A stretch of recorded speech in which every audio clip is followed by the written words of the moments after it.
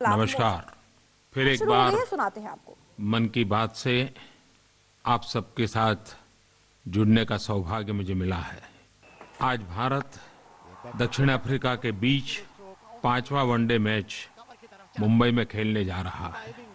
ये सीरीज है जिसका नाम गांधी मंडेला सीरीज दिया गया है।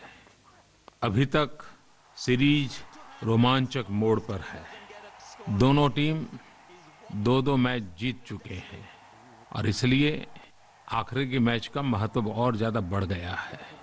मेरी सभी खिलाड़ियों को बहुत बहुत शुभकामनाएं। आज मैं आकाशवाणी के कन्नूर केंद्र के मित्रों को बधाई देना चाहता हूं। बधाई इसलिए देनी है कि जब मैंने मन की बात प्रारंभ की तो कई लोग उसके जुड़ते चले गए। उसमें केरल की एक 12वीं की छात्रा श्रद्धा थाम्बन जुड़ी थी। कन्नूर केंद्र ने बाद में उसको बुलाया और एक समारोह आयोजित किया और काफी कुछ फीडबैक का माहौल बना, एक अपनापन का भाव बना और एक 12वीं कक्षा में पढ़ने वाली श्रद्धा की इस जागरूकता को कन्नूर के आकाशवाणी केंद्र ने सराहा, उसको पुरस्कृत किया। कन्नूर आकाशवाणी केंद्र की इस बात से मुझे ही प्रेरणा मिल गई और मैं चाहूंगा कि देश भर में ऐसे आकाशवाणी केंद्र अगर अपने अपने इलाके में इस प्रकार से जागरूक और सक्रिय लोगों की तरफ उनका ध्यान जाएगा तो जन भागीदारी से देश चलाने का हमारा जो मकसद है उसको एक नई ताकत मिलेगी। और इसलिए मैं कन्नूर आकाशवाणी केंद्र के सभी साथियों को हृदय से बहुत बहुत अभिनंदन करता हूं, बधाई देता हूं। मुझे फिर से एक बार आज केरल की बात करनी है। केरल के चित्तूर के सेंट मेरी अपर प्राइमरी स्कूल की छात्राओं ने मुझे एक पत्र भेजा है। पत्र अनेक रूप से विशेष है। एक तो इन बालिकाओं ने अपने अंगूठे के निशान से भारत माता का चित्र बनाया है। बहुत बड़े कपड़े पर वो भारत माता का, भारत के नक्शे का वो चित्र मुझे भेजा है। पहले मैं हैरान था कि उन्होंने अपने अंगूठे के निशान से भारत का नक्शा क्यों बनाया, लेकिन जब मैंने उनका पत्र पढ़ा तो मुझे समझ आया कि कितना बढ़िया सिंबॉलिक संदेश उन्होंने दिया है। ये वो बालिकाएं हैं जिन्होंने सिर्फ प्रधानमंत्री को जागरूक करने का प्रयास किया, ऐसा नहीं है। वो अपने क्षेत्र में भी लोगों को जागरूक करने का प्रयास कर रहे हैं और उनका मिशन है अंगदान, ऑर्गन डोनेशन के लिए वे जन जागरूकता का अभियान चला रही हैं। उन्होंने अनेक स्थानों पर जाकर के नाट्य मंचन भी किए हैं ताकि लोगों में अंगदान की समझ फैले, अंगदान एक वृत्ति और प्रवृत्ति बने। इन बालिकाओं ने मुझे चिट्ठी में लिखा है कि आप अपनी मन की बात में ऑर्गन डोनेशन के विषय में लोगों से अपील कीजिए। महाराष्ट्र के करीब 80 वर्षीय वसंतराव सुड़के गुरुजी, वे तो हमेशा एक मूवमेंट चलाते रहते हैं। वो कहते हैं अंगदान को एक उत्सव बनाना चाहिए। इन दिनों मुझे फोन कॉल पर भी काफी संदेश आते हैं। दिल्ली के देवेश ने भी ऐसा ही एक संदेश मुझे दिया है। Devesh from Delhi.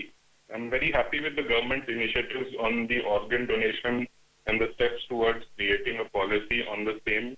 The country really needs support in these times where people need to go out and help each other. Countries like China and Spain are very far ahead of us in terms of organ donation, and the ambitious target of 1 per million organ donations is a very proactive step taken by the government.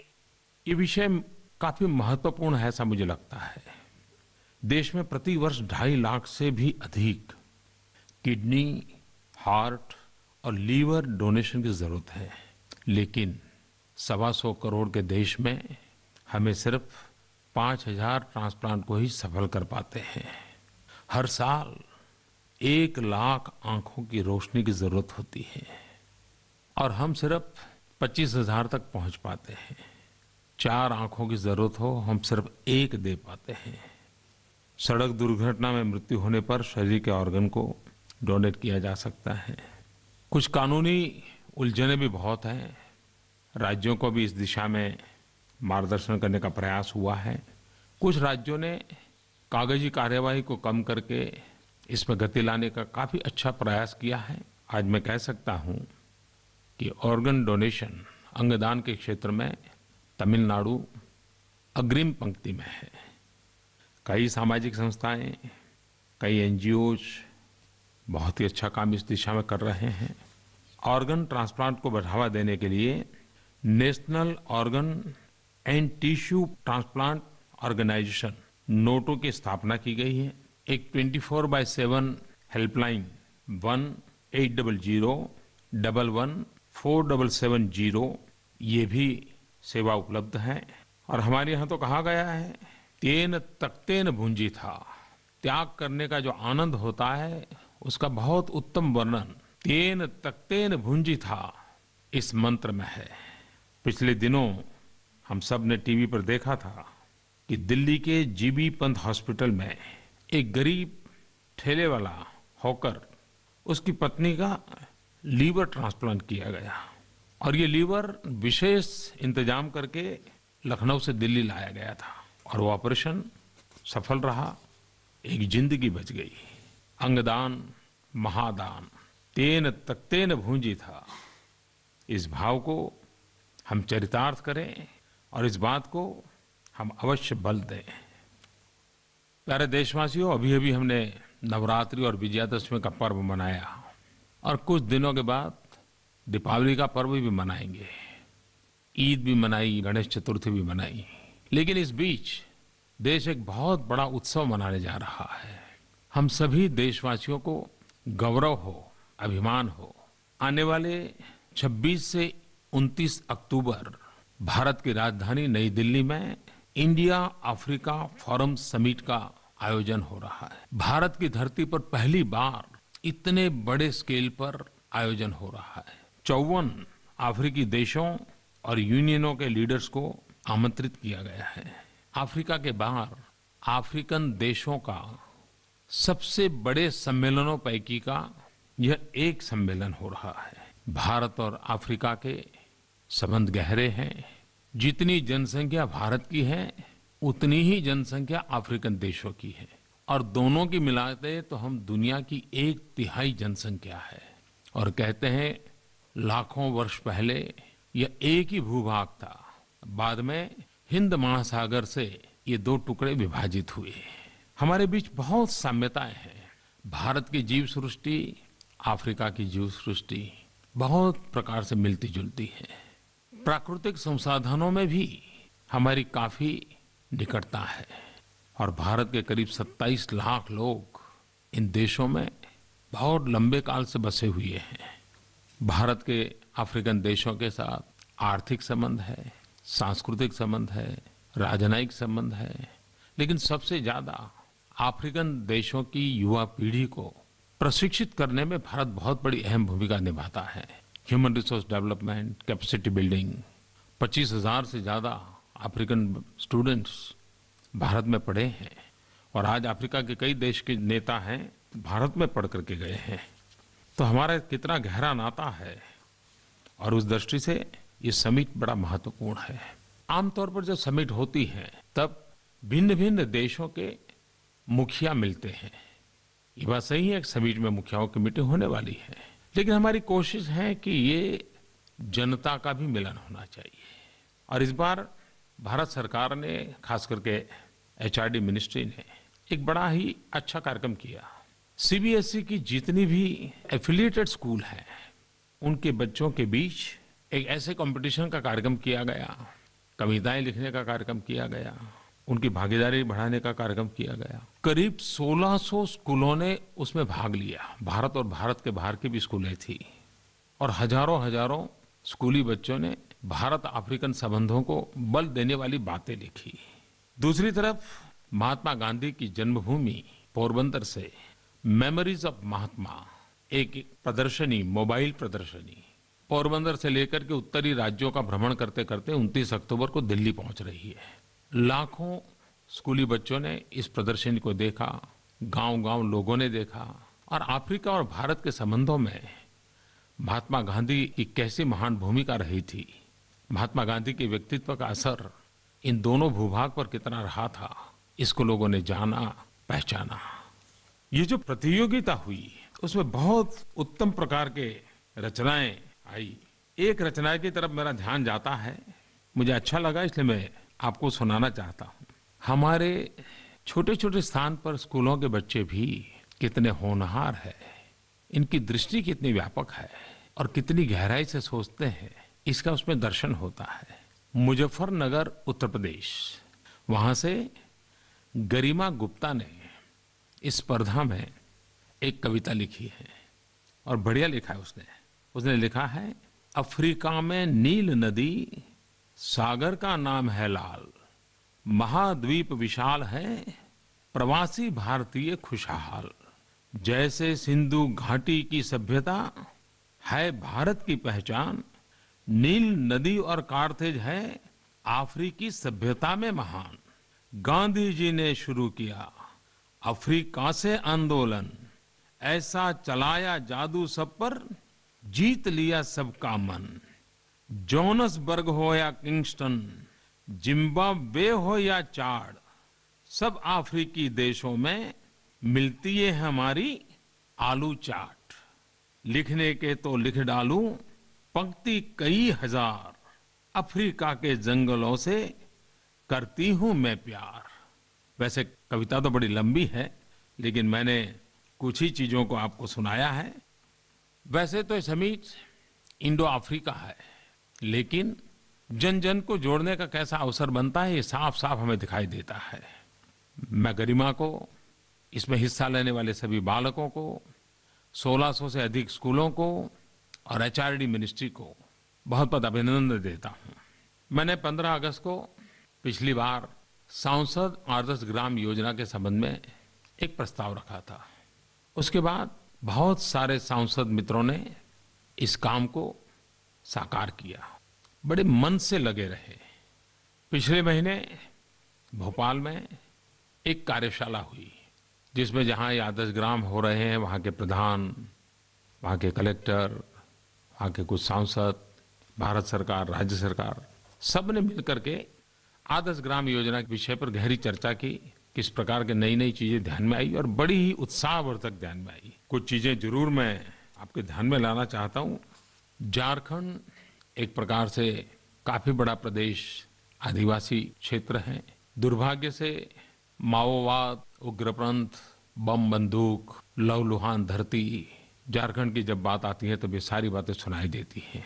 इन वामपंथी उग्रवादियों के प्रभाव के तहत वहां के कई इलाके बर्बाद हुए हैं, लेकिन वहां के हमारे सांसद वैसे बहुत बड़े वरिष्ठ हैं, कभी संसद में डेप्यूटी स्पीकर भी रहे हैं।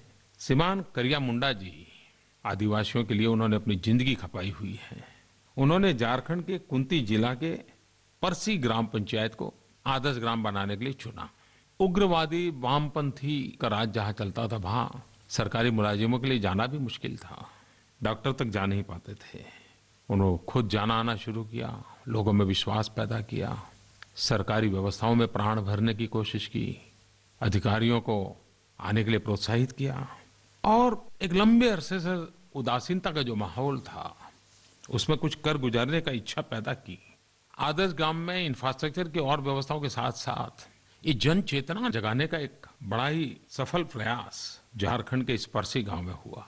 मैं आदरणीय सांसद श्रीमान करिया मुंडा जी को बधाई देता हूं। वैसा ही मुझे एक खबर मिली आंध्र से।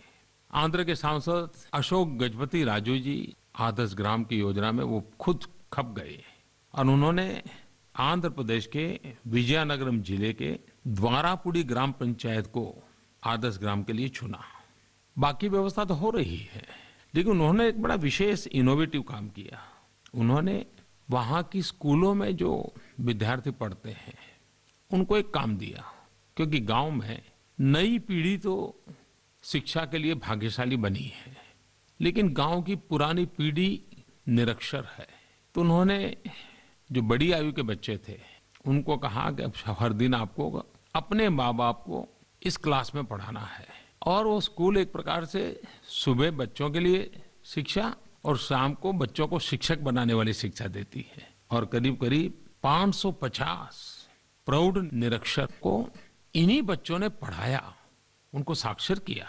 देखिए, समाज में कोई बजट नहीं, कोई सर्कुलर नहीं, कोई खास व्यवस्था नहीं, लेकिन इच्छा शक्ति से कितना बड़ा परिवर्तन लाया जा सकता है, वे द्वारापुड़ी ग्राम पंचायत से देखने को मिल रहा है। वैसे ही एक हमारे आदरणीय सांसद श्रीमान CL रुवाला, ये मिजोरम के सांसद है, नॉर्थ ईस्ट। उन्होंने ख्वालाइलंग गांव को आदर्श ग्राम के लिए चुना और उन्होंने एक विशेष काम किया। ये गांव शुगर केन, गन्ने के उत्पादन के लिए तथा राज्य में कुर्ताई गुड़ के लिए काफी प्रसिद्ध है। श्रीमान रुवाला जी ने इस गांव में 11 मार्च को कुर्ताई कुट शुगर केन फेस्टिवल शुरू किया। सभी क्षेत्र के लोग उसमें एकजुट हो गए। पुराने सार्वजनिक जीवन के लोग भी आए, वहां से निकले हुए सरकारी अधिकारी भी आए और गन्ने के उत्पादन की बिक्री बढ़े, उसके लिए एक प्रदर्शनी भी लगाई गई। गांव को आर्थिक गतिविधि का केंद्र कैसे बनाया जा सकता है, गांव के ही उत्पादन का मार्केट कैसे किया जा सकता है, आदर्श गांव के साथ साथ एक आत्मनिर्भर गांव बनाने का उनका प्रयास, सचमुच में श्रीमान रुवाला जी अभिनंदन के अधिकारी हैं। मेरे प्यारे भाइयों बहनों, मन की बात हो और स्वच्छता की बात ना आए, ऐसा कैसे हो सकता है। मुझे मुंबई से सविता राय ने एक टेलीफोन के द्वारा संदेश भेजा है। दिवाली की तैयारी के लिए हर साल हम अपने घरों को साफ करते हैं। इस दिवाली को हम अपने घरों के साथ साथ अपने बाहर के वातावरण को भी स्वच्छ बनाएं और उसे दिवाली के बाद भी स्वच्छ बनाए रखें। उन्होंने सही बात पे ध्यान आकर्षित किया। मैं आपको याद कराना चाहता हूँ मेरे प्यारे देशवासियों, गत वर्ष दिवाली के त्योहार के बाद हमारे देश के विशेष करके मीडिया ने एक बड़ी मुहिम चलाई और दिवाली के बाद जहां जहां पटाखे पड़े थे वो सारी चीजें दिखाई और उन्होंने कहा कि ये ठीक नहीं है। एक जागृति का अभियान चला लिया था सभी मीडिया वालों ने और उसका परिणाम ये आया कि दिवाली के तुरंत बाद एक सफाई का अभियान चल पड़ा था, अपने आप चल पड़ा था। तो आपकी बात सही है कि हम त्योहार के पहले जितनी चिंता करते हैं त्योहार के बाद भी करनी चाहिए, हर सार्वजनिक कार्यक्रम में करनी चाहिए। और मैं आज विशेष रूप से हिंदुस्तान के सारे मीडिया जगत को अभिनंदन करना चाहता हूं। गत 2 अक्टूबर को महात्मा गांधी जी की जन्म जयंती पर और स्वच्छ भारत अभियान के 1 साल पर मुझे इंडिया टुडे ग्रुप द्वारा सफाईगिरी सम्मेलन में शरीक होने का सौभाग्य मिला। उन्होंने क्लीन इंडिया अवार्ड दिए और मैं भी देख रहा था कितने प्रकार की गतिविधि चल रही है, कैसे कैसे लोग इसके लिए अपने आप को वन लाइफ वन मिशन की तरह काम कर रहे हैं। हमारे देश में कैसे कैसे स्थान है जो इतना स्वच्छ रखा गया है, ये सारी बातें उजागर हुई और मैंने उस समय इंडिया टुडे ग्रुप के उस सराहनीय काम को हृदय से बधाई दी थी। वैसे जब से स्वच्छता अभियान का मिशन चला है मैंने देखा है कि आंध्र तेलंगाना से ETV, ईनाडू और खास करके श्रीमान रामोजी राव, उनकी आयु तो बहुत है लेकिन उनका जो जुस्सा है वो किसी नौजवान से भी कम नहीं है और उन्होंने स्वच्छता को अपना एक पर्सनल प्रोग्राम बना दिया है, मिशन बना दिया है। ETV के माध्यम से लगातार पिछले 1 साल से वो स्वच्छता के काम को प्रमोट कर रहे हैं, उनके अखबारों में उसकी खबरें रहती हैं और सकारात्मक खबरों पर ही वो बल दे रहे हैं स्वच्छता के समय में। और उन्होंने करीब करीब 55-56 हजार स्कूलों के लगभग 51 लाख बच्चों को आंध्र और तेलंगाना के अंदर इस काम में जोड़ा। सार्वजनिक स्थल हो, स्टेशन हो, धार्मिक स्थान हो, हॉस्पिटल हो, पार्क हो, कई जगह पे स्वच्छता का बड़ा अभियान चलाया। अब ये खबरें अपने आप में स्वच्छ भारत के सपने को साकार करने की ताकत के दर्शन देती है। ABP न्यूज ने ये भारत देश मेरा नाम से प्रोग्राम शुरू किया और उन्होंने लोगों में सफाई के प्रति कैसी जागरूकता आई है इसको हाईलाइट करके देशवासियों को प्रशिक्षित करने का काम किया। NDTV ने बनेगा स्वच्छ इंडिया नाम से मुहिम चलाई। दैनिक जागरण, उन्होंने भी लगातार इस अभियान को आगे बढ़ाया है। जी परिवार ने, इंडिया टीवी का मिशन क्लीन इंडिया, हमारे देश के सैकड़ों चैनल हैं, हजारों अखबार है, हर एक ने, मैं सबके नाम नहीं ले पा रहा हूं समय के अभाव से, लेकिन इस अभियान को चलाया है। और इसलिए सविता राय जी, आपने जो सुझाव दिया है, आज पूरा देश इस काम को अपना मान रहा है और उसे आगे बढ़ रहा है। मेघालय से वहां के हमारे राज्यपाल श्रीमान शंमुगनाथन, उन्होंने मुझे एक चिट्ठी लिखी है और चिट्ठी लिख करके मुझे मेघालय के मावल्यन नोंग गांव का जिक्र किया है। उन्होंने लिखा है कि पिछले कई वर्षों से इस गांव ने स्वच्छता का एक बीड़ा उठा के रखा हुआ है और करीब करीब हर पीढ़ी इस स्वच्छता के विषय में पूरी तरह समर्पित है। और कहते हैं कि आज से कुछ वर्ष पहले उनको एशिया का क्लीनेस्ट विलेज के रूप में अवार्ड मिला था। ये सुनकर के मुझे खुशी हुई कि हमारे देश में दूर सुदूर नॉर्थ ईस्ट में मेघालय में भी कोई गांव है जो सफाई के क्षेत्र में कई वर्षों से लगा हुआ है। वहां के नागरिकों का ये स्वभाव बन गया है, गांव का ये संस्कार बन गया है। यही तो है, हम सबको विश्वास पैदा करता है कि हमारा देश जरूर स्वच्छ होगा, देशवासियों के प्रयत्नों से होगा। और 2019 में जब हम महात्मा गांधी के 150वीं जयंती मनाएंगे, तब हम सीना तान करके गौरव से 125 करोड़ देशवासी कह पाएंगे, देखिए हमने हमारी भारत माता को गंदगी से मुक्त कर दिया। मेरे प्यारे देशवासियों, मैंने 15 अगस्त को लाल किले से ये कहा था कि कुछ बातें हैं जहां भ्रष्टाचार घर कर गया है। गरीब व्यक्ति जो छोटी छोटी नौकरी के लिए जाता है, किसी की सिफारिश के लिए नहीं, पता नहीं क्या क्या उसको कष्ट झेलने पड़ते हैं, और दलालों की टोली कैसे कैसे उनसे रुपये हड़प लेती है। नौकरी मिले तो भी रुपये जाते हैं, नौकरी न मिले तो भी रुपये जाते हैं। सारी खबरें हम सुनते थे और उसी में से मेरे मन में एक विचार आया था कि छोटी छोटी नौकरियों के लिए इंटरव्यू की क्या जरूरत है। मैंने तो कभी सुना नहीं है कि दुनिया में कोई ऐसा मनोवैज्ञानिक है जो 1 मिनट 2 मिनट के इंटरव्यू में किसी व्यक्ति को पूरी तरह जांच लेता है। और इसी विचार से मैंने घोषणा की थी कि क्यों न हम ये छोटी पायरी की नौकरियां हैं वहां पर इंटरव्यू की परंपरा खत्म करें। मेरे प्यारे युवा मित्रों, मैं आज गर्व से कहना चाहता हूं कि सरकार ने सारी प्रक्रियाएं पूर्ण कर ली और केंद्र सरकार के ग्रुप डी, ग्रुप सी और ग्रुप बी के नॉन गैजेटेड पदों में अब भर्ती के लिए साक्षात्कार नहीं होगा, इंटरव्यू नहीं होगा। 1 जनवरी 2016 ये लागू हो जाएगा। अभी जहां प्रक्रिया चल रही है उसमें कोई रुकावट हम नहीं करेंगे, लेकिन 1 जनवरी 2016 से ये लागू हो जाएगा। तो सभी युवा मित्रों को मेरी शुभकामनाएं हैं। वैसे ही पिछले बजट में हमने एक महत्वपूर्ण योजना घोषित की थी। हमारे देश में सोना एक प्रकार से सामाजिक जीवन का हिस्सा बन गया है। गोल्ड आर्थिक सुरक्षा का माध्यम माना गया है। संकट समय की चाबी गोल्ड माना गया है। अब ये समाज जीवन में सदियों से आ रही परंपरा है। सोने का प्यार मैं नहीं मानता उसको कोई कम कर सकता है, लेकिन सोने को डेड मनी के रूप में पड़े रखना ये तो आज के युग में शोभा नहीं देता है। सोना शक्ति बन सकता है, सोना आर्थिक शक्ति बन सकता है, सोना देश की आर्थिक संपत्ति बन सकता है और हर भारतवासी ने इसमें योगदान देना चाहिए। आज मुझे खुशी है कि बजट में जो हमने वादा किया था, इस दिवाली के त्योहार में, और जबकि धनतेरस और लोग उस दिन खास रूप से सोना खरीदते हैं, तो उसके पूर्व ही हम महत्वपूर्ण योजनाओं को लॉन्च करने जा रहे हैं। गोल्ड मोनेटाइजेशन स्कीम हम लाए हैं। इसके अंतर्गत आप अपना गोल्ड बैंक में जमा कर सकते हैं और बैंक उस पर आपको ब्याज देगी जैसे कि आप अपने पैसे जमा करें और ब्याज मिलता है। पहले गोल्ड लॉकर में रखते थे और लॉकर का किराया हमें देना पड़ता था। अब गोल्ड बैंक में रखेंगे और पैसा बैंक आपको ब्याज के रूप में देगा। कहिए देशवासियों, अब सोना संपत्ति बन सकता है कि नहीं बन सकता है? सोना डेड मनी से एक जीवन ताकत के रूप में परिवर्तित हो सकता है कि नहीं हो सकता है? बस यही तो काम हमें करना है। आप मुझे साथ दीजिए।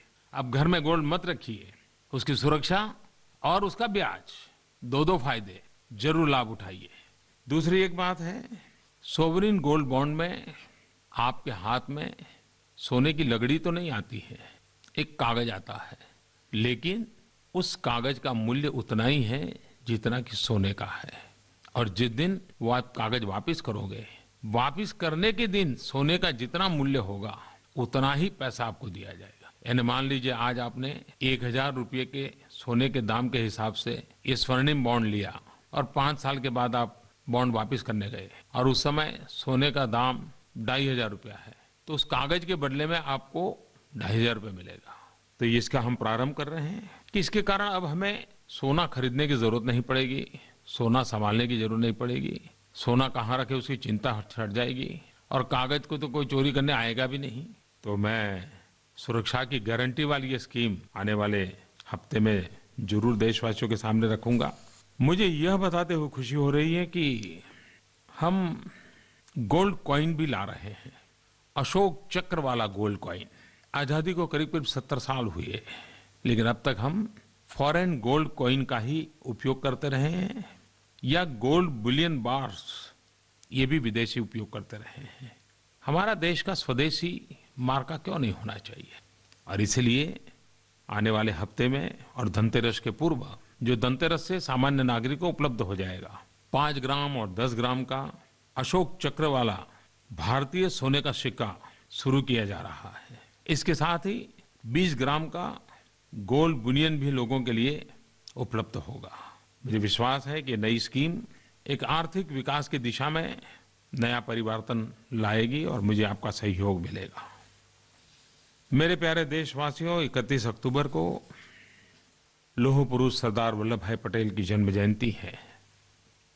एक भारत श्रेष्ठ भारत, सरदार वल्लभ भाई पटेल को याद करते ही पूरा भारत का मानचित्र सामने आता है। भारत की एकता के लिए इस महापुरुष ने बहुत बड़ा योगदान किया है। लौह पुरुष के रूप में अपने सामर्थ्य का परिचय दिलाया है।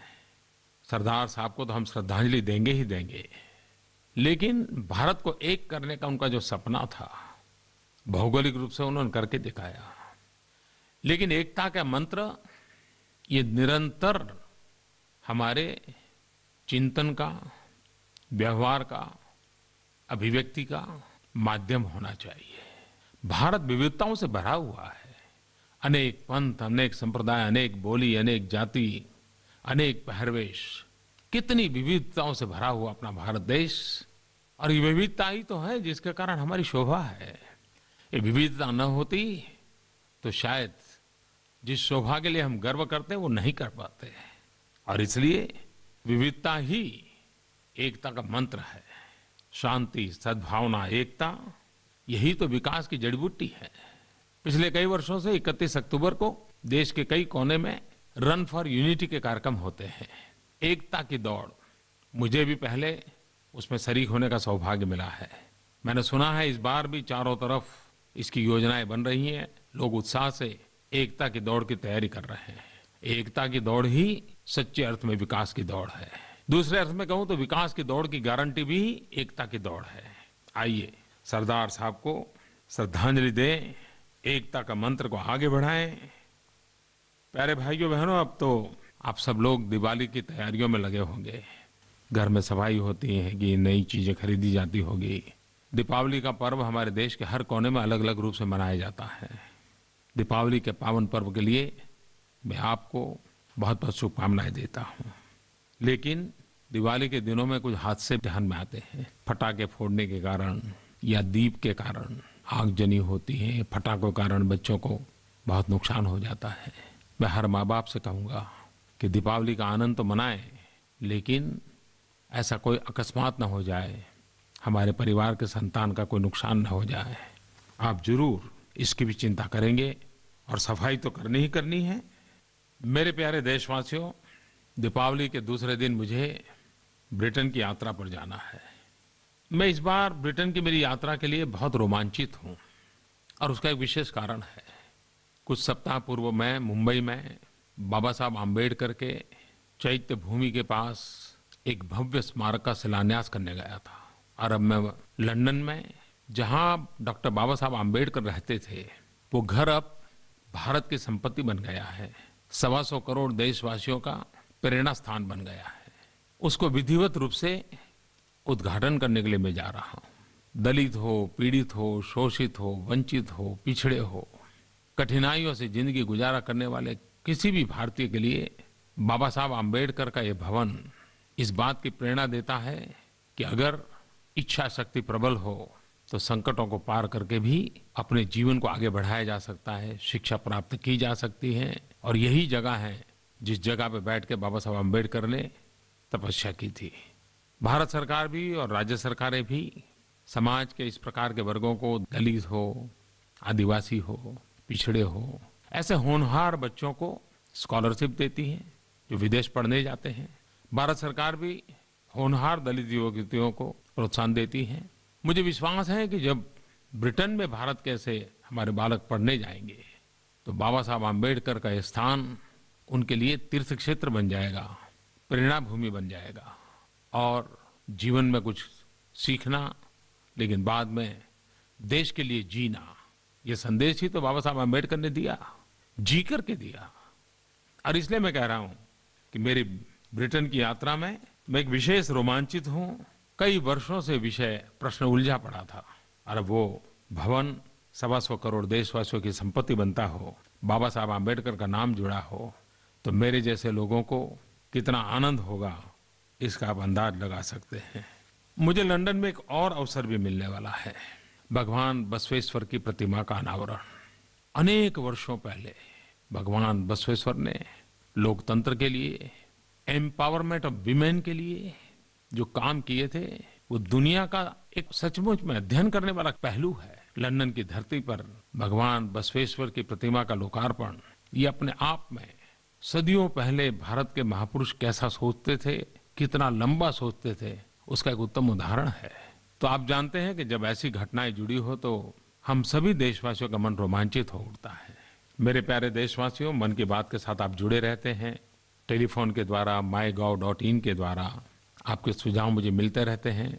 आपके पत्रों की बाद में आकाशवाणी पर चर्चा भी होती है, सरकारी अधिकारियों को बुला करके चर्चा होती है, कुछ लोग अपनी समस्याएं लिखते हैं, समस्याओं का समाधान करने का भी प्रयास होता है। भारत जैसे देश में हमें अनेक भाषाओं को सीखना चाहिए।